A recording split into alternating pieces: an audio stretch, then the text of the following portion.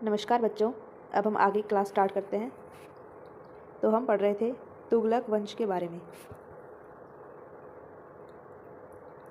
ठीक है। और इसका रूलिंग टाइम क्या था? 1320 से लेकर 1414 AD तक। तो तुगलक वंश में जो फर्स्ट रूलर आते हैं रूल करने के लिए, उनका नाम है घियासुद्दीन तुगलक।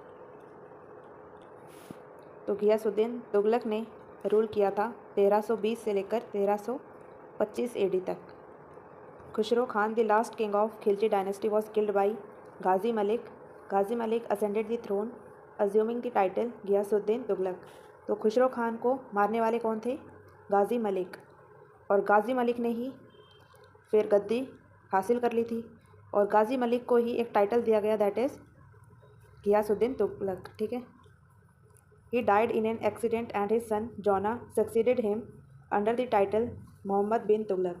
तो एक एक्सीडेंट में गाजी मलिक की मृत्यु हो गई थी, और उनके बाद उनके पुत्र ने सिंहासन हासिल कर लिया था, सिंहासन पर बैठ गए थे उनके पुत्र। उनका भी एक टाइटल था, दैट इज़ मोहम्मद बिन तुगलक। तो ये जो उनके नॉर्मल नाम थे ना, गाजी मलिक और जोना, तो इन नाम से अब ये नहीं जाने जाते। इनका जो टाइटल नेम है वो काफ़ी ज़्यादा फेमस है, ठीक है। गाजी मलिक का तो हो गया घियासुद्दीन तुगलक, और जोना का हो गया मोहम्मद बिन तुगलक। तो अब हम मोहम्मद बिन तुगलक के बारे में पढ़ेंगे। तो मोहम्मद बिन तुगलक का जो रूलिंग टाइम है वो था 1325 से लेकर 1351 AD तक, ठीक है। So Prince Jona, the son of Ghiyasuddin Tughlaq, ascended the throne in 1325। तो 1325 AD में घियासुद्दीन तुगलक के बेटे जोना ने गद्दी पर राज करना स्टार्ट कर दिया था। He tried to introduce many administrative reforms. He had 5 ambitious projects for which he became particularly debatable। तो मोहम्मद बिन तुगलक ने एडमिनिस्ट्रेशन को काफ़ी सुधारने का प्रयास किया था, काफ़ी ट्राई किया उन्होंने, और इनके पास ऐसे 5 एम्बिशियस प्रोजेक्ट थे जो कि काफ़ी डिबेटेबल थे, यानी कि उन पर काफ़ी विवाद होते थे, ठीक है। तो इसमें फर्स्ट आता है taxation in the Doab.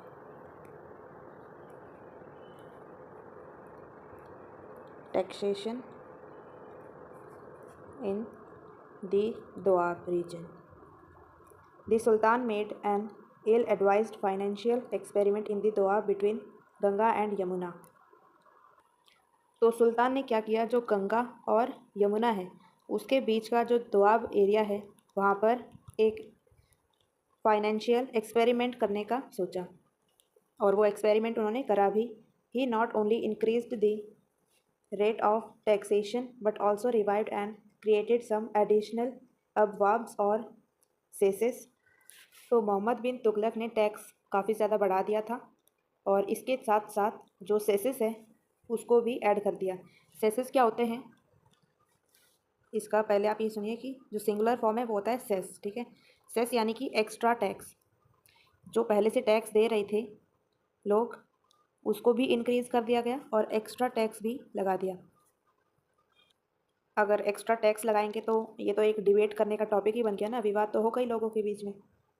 Next है although the share of the state remained as in the time of Alauddin, it was fixed arbitrary, not on the basis of actual produce. Prices were also fixed artificially for covering the produce into money। तो इसका मतलब समझने के लिए पहले मैं थोड़ा screen को क्लियर कर देती हूँ, ठीक है।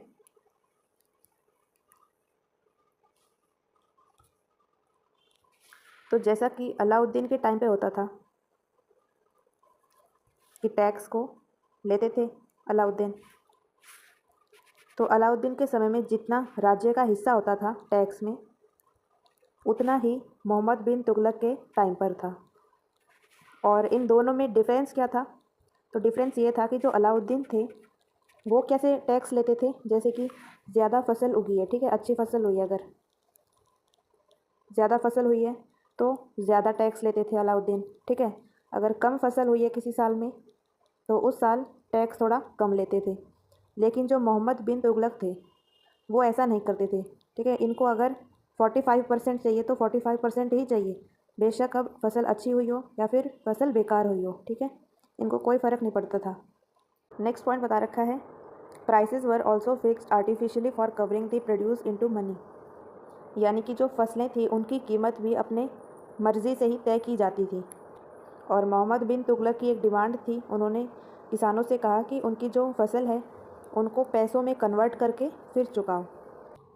अब अगर फसल का रेट अगर मनमानी से कुछ भी रख दिया जाए, वो तो फिर कुछ भी रख देंगे मोहम्मद बिन तुगलक, ठीक है। उनको चाहे महंगा करना हो या फिर सस्ता करना हो, उनके ऊपर डिपेंड है वो। तो मोहम्मद बिन तुगलक ने ऐसा किया, जैसे कि मान लो अगर मार्केट में गेहूं की कीमत है 10 रुपये किलो, ठीक है, 1 किलो 10 रुपये में मिल रहा है, तो सरकार क्या करेगी मोहम्मद बिन तुगलक की, इसको 5 रुपये किलो में मानकर टैक्स को वसूल करेगी, ठीक है। अब थोड़ा स्क्रीन को क्लियर कर लेती हूँ मैं।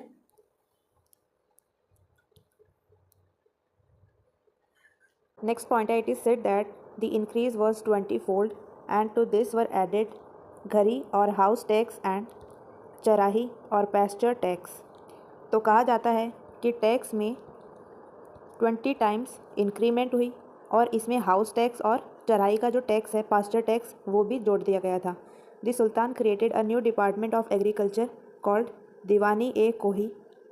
तो सुल्तान ने एक नया डिपार्टमेंट बनाया था एग्रीकल्चर के लिए, उसका नाम है दीवानी ए कोही।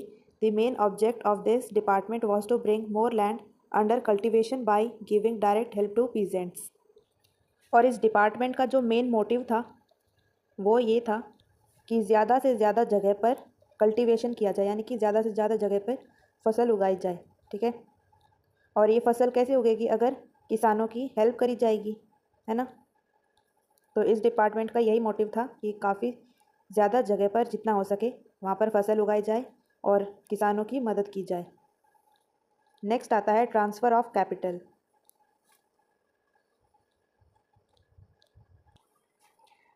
The most controversial step which Muhammad bin Tughlaq undertook soon after his accession, the so-called transfer of capital from Delhi to Devgiri.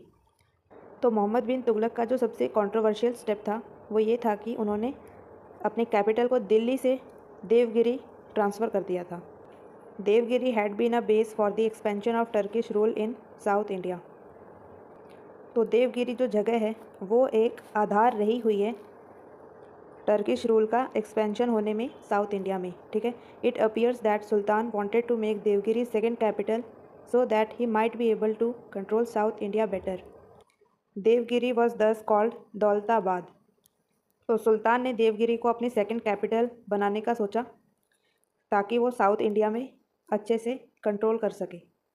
और देवगिरी को एक और नाम से जाना जाने लग गया था, that is Daulatabad. After a couple of years, Muhammad bin Tughlaq decided to abandon Daulatabad. Largely became he soon founded that just as he could not control South India from Delhi, he could not control North from Daulatabad.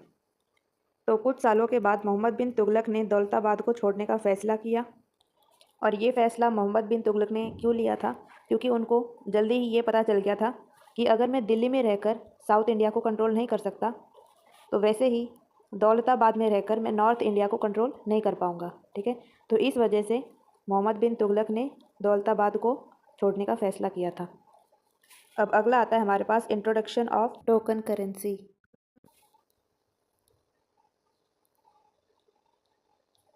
Muhammad bin Tughlaq decided to introduce bronze coins which were to have same value as the silver coins. तो मोहम्मद बिन तुगलक ने bronze के coins को चलाने का फ़ैसला किया जिनकी कीमत चांदी के सिक्कों के बराबर ही मानी जाएगी। Muhammad bin Tughlaq might have been successful if he could prevent people from forging the new coins. तो अब देखो, एक होता है ब्रॉन्ज और एक है सिल्वर, ठीक है हमारा। तो क्या आज के टाइम पे इन दोनों की सेम वैल्यू है क्या? ये तो है चांदी, ठीक है, और ये है ब्रॉन्ज़। तो ब्रॉन्ज़ और चांदी की जो कीमत है वो काफ़ी अलग अलग है।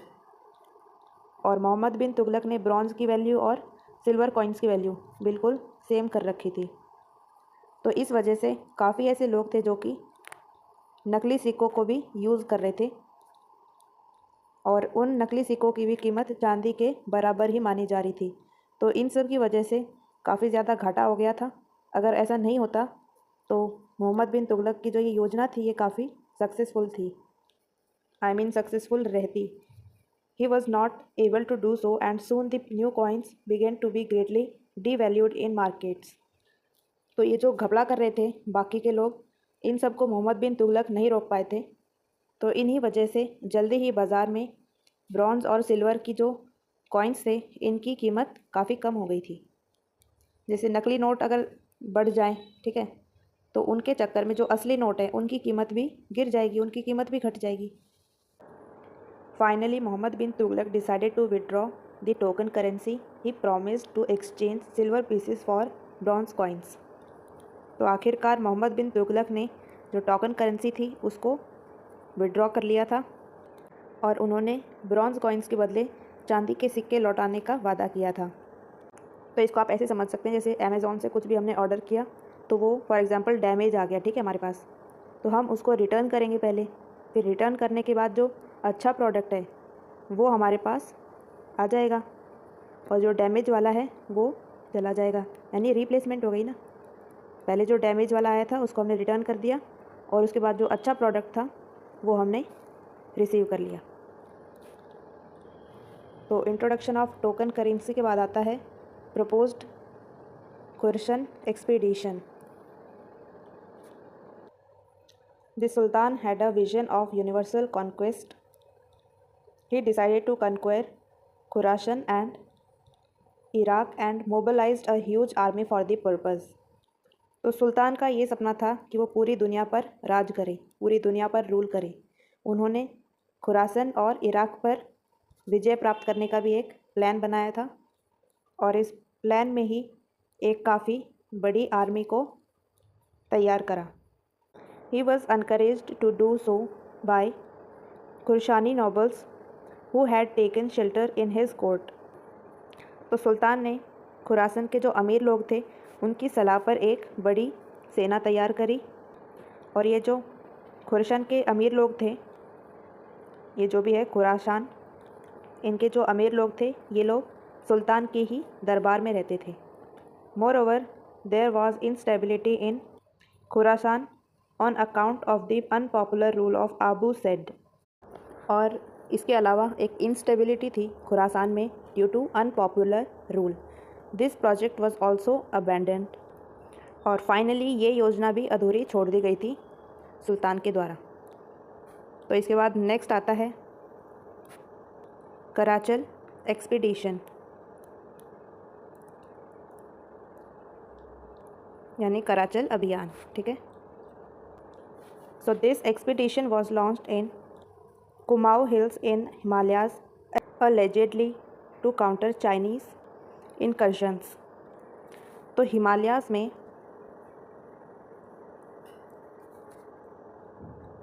एक पहाड़ी है, दैट इज़ हिमालय की कुमाऊं पहाड़ी, वहाँ पर चाइनीज़ जो घुसपैठ होते थे, ठीक है, उनको रोकने के लिए एक अभियान शुरू किया गया था, that is Qarachil expedition. It also appears that expedition was directed against some refractory tribes in Kumaon Garhwal region with the object of bringing them under Delhi sultanate. और ये जो अभियान था कुमाऊं गढ़वाल एरिया की जो विद्रोही जनजातियाँ थी, ठीक है, उनके खिलाफ भी चलाया गया था। The first attack was a success but when the rainy season set in the invaders suffered terribly. तो जो पहला अटैक था वो तो सफल रहा, लेकिन बारिश के मौसम की वजह से जो अटैकर्स थे उनको भारी नुकसान उठाना पड़ा। नेक्स्ट पॉइंट है his 5 projects led to revolts. तो उनकी ऐसी कुछ 5 योजनाएं थी जिनकी वजह से रिवॉल्ट स्टार्ट हुए थे, यानी कि विद्रोह शुरू हो गया था।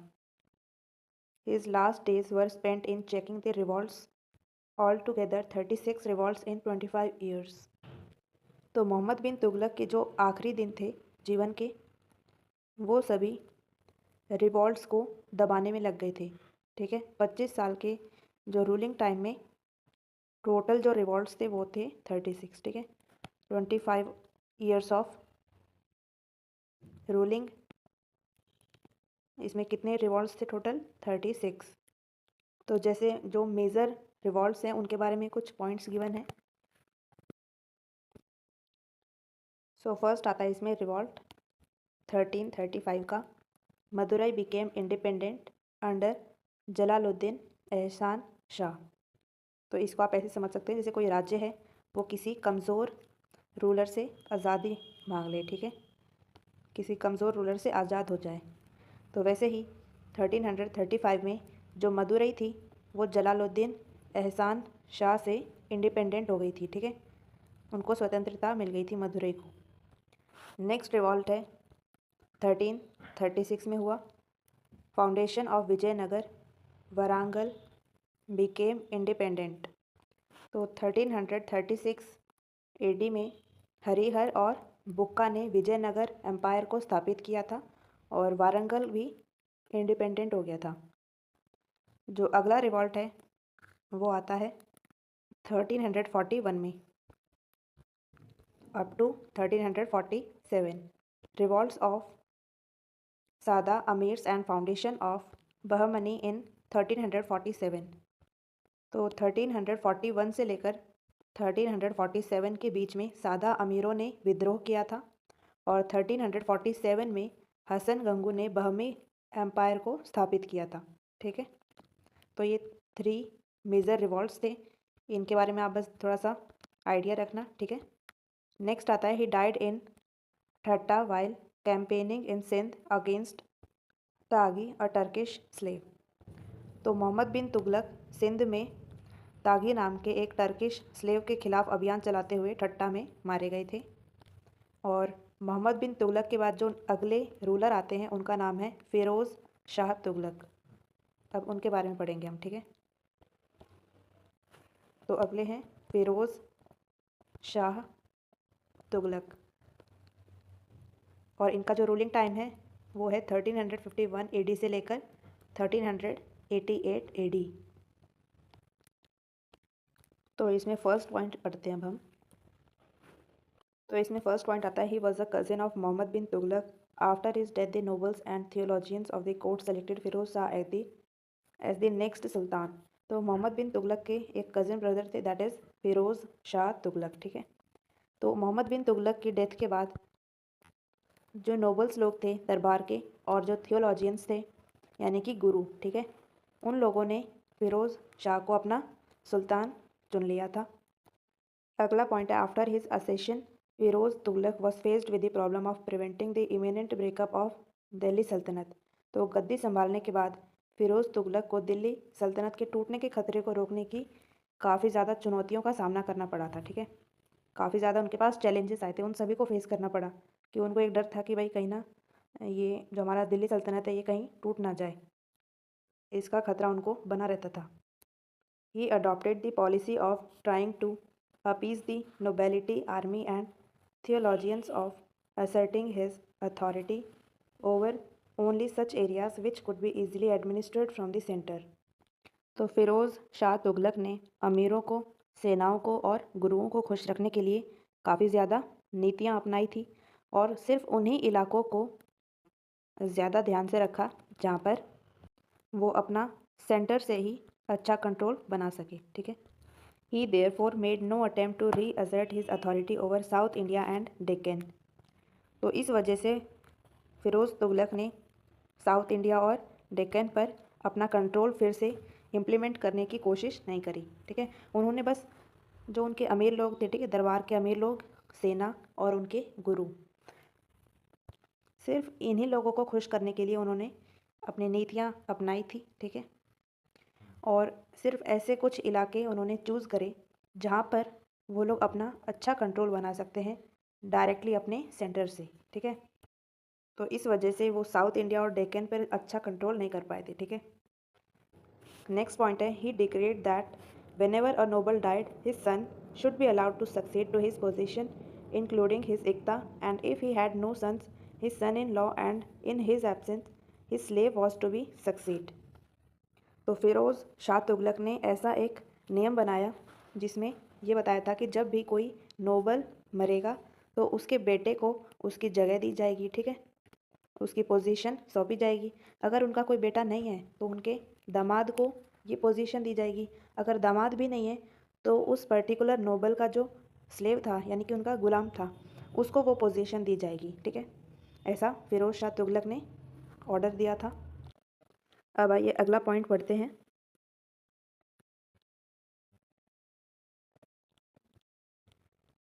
Firoz extended the principle of heredity to the army. Soldiers were allowed to rest in peace and to send in their place their sons.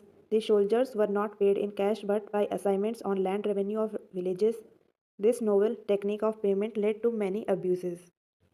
तो फिरोज़ ने सेना में एक हेरिडिटी रूल बनाया, ठीक है, एक हेरिडिटी रूल लागू किया, जिसमें ये था कि अगर सैनिक को आराम करने की परमिशन दी जाएगी तो उनकी जगह पर उनके बेटे को युद्ध में भेजा जाएगा, ठीक है। जैसे कोई सेना का एक मेंबर है, ठीक है, उसको चाहिए छुट्टी, तो वो तो छुट्टी ले लेगा, लेकिन सेना में तो उस पर्टिकुलर इंसान की ज़रूरत है ना युद्ध के टाइम पे। तो वो जो पर्टिकुलर इंसान जो अभी रेस्ट कर रहा है, तो उनकी जगह पर उनके बेटे को सेना में आना पड़ेगा। तो ऐसा एक रूल उन्होंने फिरोज़ तुगलक ने बनाया था। The soldiers were not paid in cash but by the assignments on land revenue of villages. इसका मतलब ये है कि जैसे आज के समय में क्या होता है, अगर कोई व्यक्ति है, ठीक है, वो नौकरी पर है, तो उसको हर महीने सैलरी के रूप में कुछ पैसे दिए जाएंगे, ठीक है। लेकिन उस टाइम पे सैनिकों को हर महीने रुपए नहीं दिए जाते थे। राजा ये कहता था कि ये गांव तो तुम्हारे नाम ही है, तुम्हारे गांव है ये तो इस गांव के जो लोग लैंड का जो टैक्स होगा, ठीक है, भूमि का जो टैक्स होगा, जो वो देंगे वही तुम्हारी सैलरी होगी। तो एक एग्जाम्पल के लिए मान लेते हैं, अगर गांव हर साल 10,000 रुपये टैक्स के रूप में देता है, ठीक है, तो सैनिक इसी पैसे को अपने खर्च के लिए इस्तेमाल करेंगे, ठीक है। ऐसा राजा का मानना था और राजा ने ये कहा भी था। और ये जो टेक्निक राजा ने बताई थी ना कि आपको सैलरी नहीं मिलेगी, जो भी टैक्स आएगा वही आपकी सैलरी होगी, तो इन सब आइडियाज़ से लोग खुश नहीं थे। अब अगला टॉपिक पढ़ेंगे, अगला point.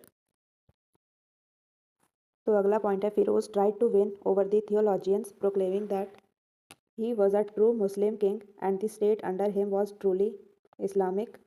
In order to keep theologians satisfied, a number of them were appointed to high offices.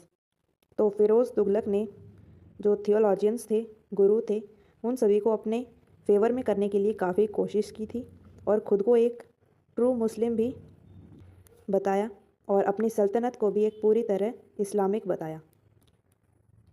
और धर्म गुरु जो थे थियोलॉजियंस, उनको खुश रखने के लिए फिरोज़ तुगलक ने उनको एक हाई पोजीशन भी दे दी थी। नेक्स्ट पॉइंट है, he tried to ban practices which the orthodox theologians considered as non-Islamic. Thus, he prohibited the practice of Muslim women going out to worship at graves of saints. तो फिरोज़ तुगलक ने उन प्रथाओं पर रोक लगाने की कोशिश की जिन्हें ऑर्थोडॉक्स थियोलॉजियंस नॉन इस्लामिक मानते थे। इसीलिए फिरोज़ तुगलक ने मुस्लिम औरतों को संतों की कब्रों पर पूजा करने के लिए जाने से रोक दिया था, ठीक है। उन्होंने कह दिया था कि अब कोई भी संतों की कब्रों पर जाके पूजा नहीं करेगा, रोक टोक लगा दी थी उन्होंने। तो नेक्स्ट आता है, it was during the time of Firoz that jizya became a separate tax. Firoz refused to exempt the Brahman from the payment of jizya since this was not provided from in शरीयत. तो सबसे पहले ये समझते हैं कि ये जजिया है क्या, ठीक है। तो ये एक ऐसा टैक्स था जो कि नॉन मुस्लिम्स लोगों से लिया जाता था, ठीक है, ताकि उनको इस्लामिक एरिया में रहने की इजाज़त दी जा सके। जो मुस्लिम लोग थे उन लोगों को ये टैक्स नहीं देना होता था, ठीक है, क्योंकि मुस्लिम्स के लिए एक अलग से टैक्स था जो कि था ज़कात, ठीक है। मुस्लिम लोगों को देना होता था ज़कात और जो नॉन मुस्लिम लोग थे उनको जजिया टैक्स देना पड़ता था ताकि वो लोग मुस्लिम लोगों की जगह पर रह सकें। जैसे आज का टैक्स का सिस्टम है, आज के समय में सभी सिटीजन्स को इनकम टैक्स देना होता है, ठीक है। तो अब सोचिए जैसे सरकार ये कह दे कि कुछ स्पेशल ग्रुप्स हैं लोगों के, ठीक है, सिर्फ उन्हीं को टैक्स से छूट दी जाएगी। तो अगर ऐसे कर दिया अगर सरकार ने, तो जो बाकी लोग हैं उन लोगों को बुरा लगेगा कि अच्छा भाई इन लोगों से टैक्स नहीं ले रहे तुम, तो हमसे टैक्स क्यों ले रहे हो। ऐसे सबके मन में इंस्टेबिलिटी आ जाएगी ना, सबका मन इनसिक्योर हो जाएगा। तो वैसे ही जो फ़िरोज़ के टाइम पर ब्राह्मण लोग थे उन लोगों को ये उम्मीद थी फ़िरोज़ से कि फ़िरोज़ हमसे टैक्स नहीं लेगा क्योंकि हम लोग तो ऊंची जाति के लोग हैं, ब्राह्मण लोग ऐसे सोचते थे उस टाइम पर। लेकिन इस पर फ़िरोज़ ने ये कहा कि जो शरीयत के कानून हैं उनमें ऐसा कोई भी रूल नहीं है कि मैं आप लोगों से टैक्स ना लूँ, अपर कास्ट वालों से टैक्स ना लूँ, ठीक है। इसलिए सबको इक्वल रूप से, मतलब इक्वलिटी को ध्यान में रखते हुए सभी को टैक्स देना पड़ेगा। तो इसका मतलब ये था कि ब्राह्मणों को भी जजिया टैक्स देना पड़ेगा, वैसे ही जैसे सभी लोग दे रहे थे, ठीक है, सभी कास्ट के लोग दे रहे थे टैक्स। तो अब नेक्स्ट पॉइंट पढ़ेंगे हम।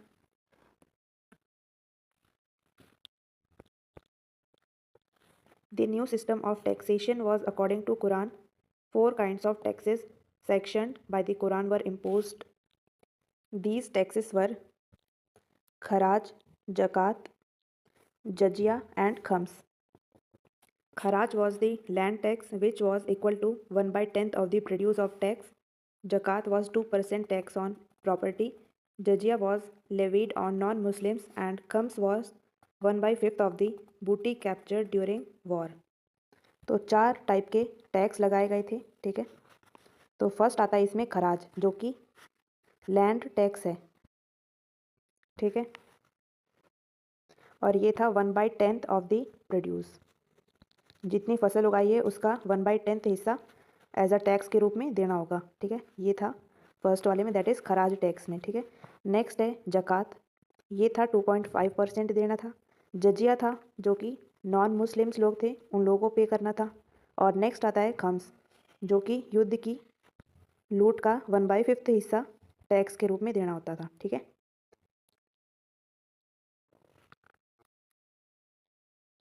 नेक्स्ट है in order to encourage agriculture the sultan paid a lot of attention to irrigation. Firoz repaired a number of canals and imposed haq e sharb, that is water tax.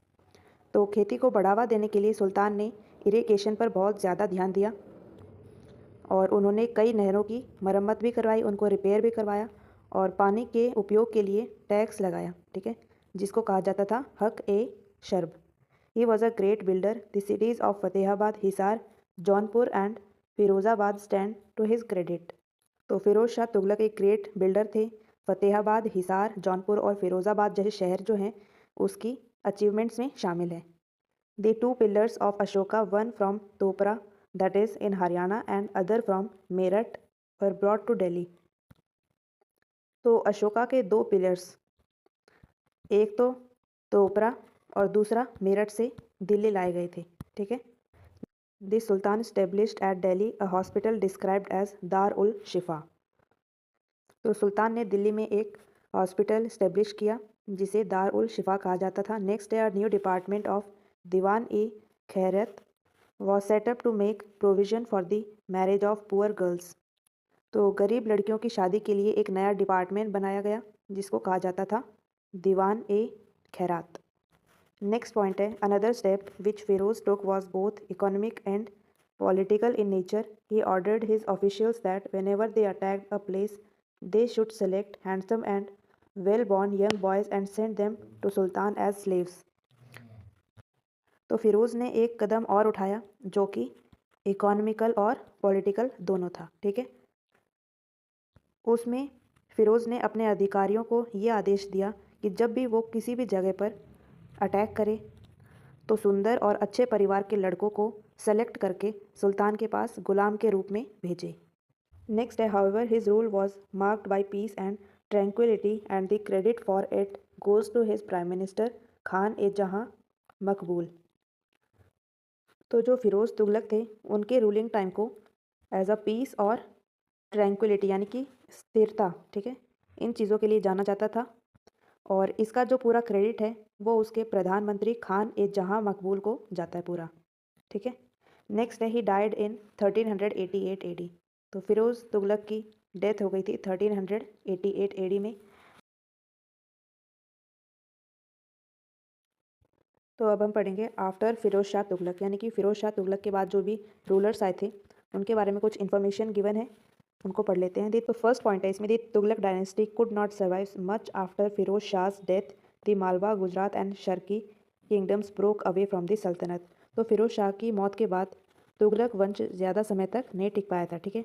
Malwa, Gujarat और शर्की जो किंगडम्स थे वो दिल्ली सल्तनत से खुद ही अलग कर दिए गए। नेक्स्ट पॉइंट है तैमूर्स invasion. Taimur the Lame, a Turkish chief and the cruel conqueror from the Mongolia and descendant of Genghis Khan, invaded India in 1398 during the reign of Muhammad Shah Tughlaq, the last ruler of Tughlaq dynasty. Taimur's army mercilessly sacked and plundered Delhi. Taimur returned to Central Asia, leaving a nominee named Khizr Khan to rule to Punjab in 1404. He died while on his way to conquer China. तो तैमूर, जिसे लंगड़ा भी कहा जाता था, वो एक Turkish नेता थे जो कि मंगोलिया से थे, ठीक है, और ये चंगेज़ खान के वंशज थे। तो तैमूर ने 1398 में मोहम्मद शाह तुगलक के रूलिंग टाइम पर भारत पर अटैक किया और तैमूर की सेना ने दिल्ली को बेरहमी से लूटा और तबाह कर दिया था। और इसके बाद तैमूर सेंट्रल एशिया में लौट गए थे और पंजाब पर रूल करने के लिए उन्होंने अपने एक नॉमिनी को वहाँ पर छोड़ा और इनका नाम था खिज्र खान। और 1404 एडी में चाइना पर विजय प्राप्त करने के रास्ते में उनकी मृत्यु हो गई थी। किनकी? तैमूर की। ठीक है, तो आज के लिए बस इतना ही रखते हैं और अगली क्लास में हम पढ़ेंगे सैयद वंश के बारे में। ठीक है, so thank you so much. और ये रही आपकी स्माइली। तो इसकी तरह खुश रहो और अपना रिवाइज करते रहो। ठीक है, धन्यवाद। एरोप्लेन जा रही है। ठीक है, तो अब एरोप्लेन की आवाज़ सुन ली ना। ठीक है, तो अब अपना रिवाइज कर लो। ठीक है, थैंक यू।